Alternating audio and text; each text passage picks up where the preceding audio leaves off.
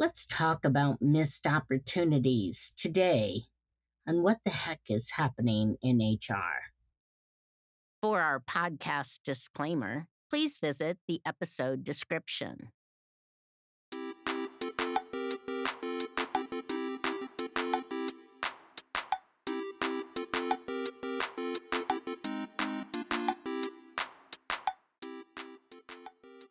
Thanks for coming back to What the Heck is Happening in HR. We're thrilled that you're here. And I want to talk to you about missed opportunities today. My mom was up in a facility recently. She fell and she had some complications, and she was in this short-term rehab facility with some skilled nursing. And while I was there, one of the healthcare workers, because by the way, I was there a lot, one of the healthcare workers said to me, "What is it you do?" I said, "Well, I work in HR and leadership." And she said, "Boy, could we use some HR and leadership around here," and proceeded to talk about her experiences with her manager, what she felt was unfair behavior, that they didn't know what they were doing, that you got different answers from different supervisors, that people sometimes treated you meanly, that they didn't pay them properly. I mean, it was just an array of things. And I hope no one in your organization is talking about you that way, and I hope they're not talking about your colleagues. But the lowest point in management, the person who is performing the worst, is the benchmark that employees look towards. They say, "Wow, I guess that's acceptable." And that's what the leader looks like. So even if it's not you and it's a colleague, it still has a reflection on the management team. And so I want to be sure you don't miss the opportunity for a new class that actually I'm teaching called HR Essentials for Managers. And participants are going to explore key concepts and work on their partnership with HR. And you might be like, "Oh, this is just an HR feel-good class." And that's not it at all. See, you end up in HR's office, or HR ends up in your office, but many times it's the other way around because it's just more confidential, because an employee complained, or something came up, or we got a charge, or we got a lawsuit, or there were complaints, or the metrics are showing that there's a lot of disengagement in your group. And those are all things that you don't want to be in HR for. I know that's not right grammar, but you don't want to be in there for those.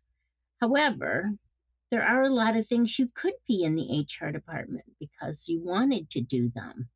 And that's including enhancing employee engagement, learning how to create a strategy to engage those employees and retain them.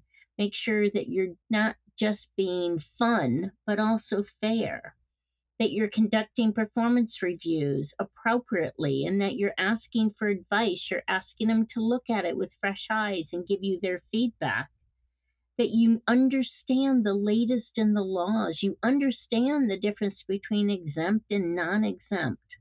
You understand that they're not in your way, that HR has an administrative responsibility, they have an operational responsibility, and they have a strategic responsibility. Now, most of the time, managers will be working with the operational folks.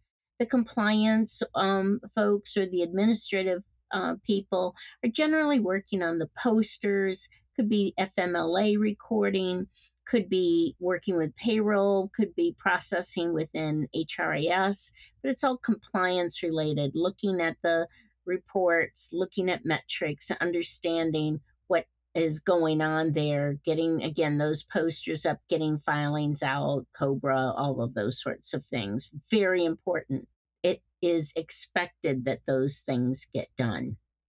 But on the operational aspect, which is the area you'll be working with probably the most, these are the people who are going to help you set up interviews, help you understand why you need to interview the way you need to interview, what is acceptable as far as questions go, what's legal as far as questions go. And if you're just winging it, You'll either get yourself in trouble, you'll get the organization in trouble, or you really become kind of one of the backroom jokes. See, I see people hired all the time because they are so good with their technical skills, but they don't make it. And I've had moments of that because of the what some people call the soft skills when they're really the harder skills. And those are the skills about partnering with HR.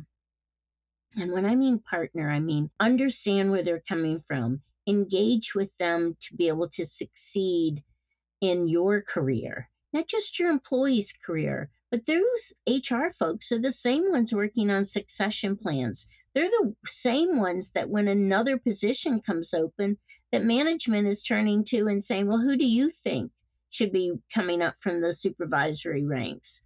They have a lot of influence. Sometimes they don't even realize how much influence they have, but they do have it.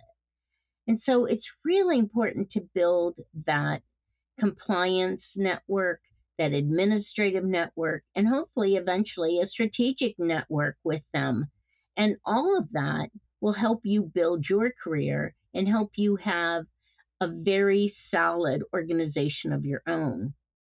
Because if you're interviewing poorly, you're interviewing with questions that are not legal, if you are acting in a discriminatory way, and you might not even know it, but if you don't accept the feedback or you don't ask those questions, instead you're looking at HR as a fence.